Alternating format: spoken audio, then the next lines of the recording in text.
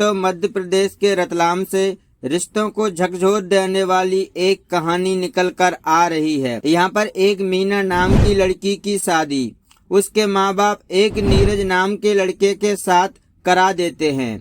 मीना गरीब परिवार की लड़की थी और उसके ससुराल के लोग बहुत पैसे वाले थे। मीना का पति नीरज मंद बुद्धि का व्यक्ति था, इसलिए उसके माँ बाप गरीब घर की लड़की मीना से उसकी शादी करा देते हैं। जब मीना ससुराल जाकर रहने लगती है तो मीना को पता चलता है कि उसका पति मंद बुद्धि का व्यक्ति है। उसका पति उससे प्यार तो करता था, लेकिन उस तरह से नहीं जैसे एक नॉर्मल इंसान करता है। फिर भी मनीषा उसे अपनी किस्मत समझकर उसके साथ रहने लगती है। उसकी शादी को 6 महीने गुजर जाते और तेरे पति को मैं घर से निकाल दूंगा। इसके बाद ससुर चला जाता है।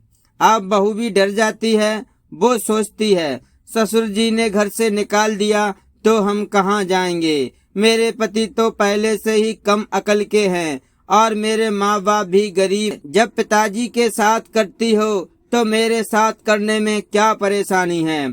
अगर मेरी बात नहीं मानोगी तो मैं तेरे और पिताजी के कारनामों के किस। उसका पति तो पहले से ही मंदबुद्धि का था, इसलिए वो चुपचाप अपने जेठ और ससुर की हैवानियत को बर्दाश्त करती रहती है। फिर धीरे धीरे बहू की तबीयत खराब रहने लगती है। वो अक्सर बीमार हो जाया करती थी।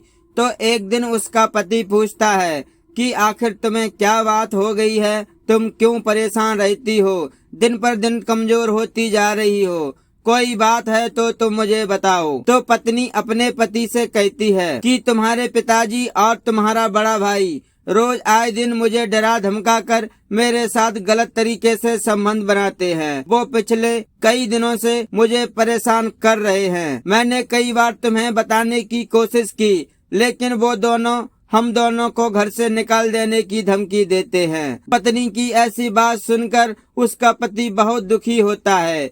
फिर दोस्तों, वो अपनी पत्नी को सुबह थाने ले जाकर पहुंच जाता है। पत्नी दरोगा साहब से कहती है कि दरोगा साहब, मेरा ससुर और मेरा जेठ पिछले कई दिनों से मेरे साथ अप्रैक्टिक संबंध बना रहे हैं। तो तुरंत ही दरोगा साहब बहू की FIR दर्ज करते हैं। फिर ससुर और जेठ को पकड़कर थाने में जब लाते हैं तो दोनों अपना गुनाह कबूल कर लेते हैं और बहू के साथ बलात्कार के जुर्म में फिर पुलिस ससुर और जेठ को जेल के अंदर डाल देती है। दोस्तों, मिलेंगे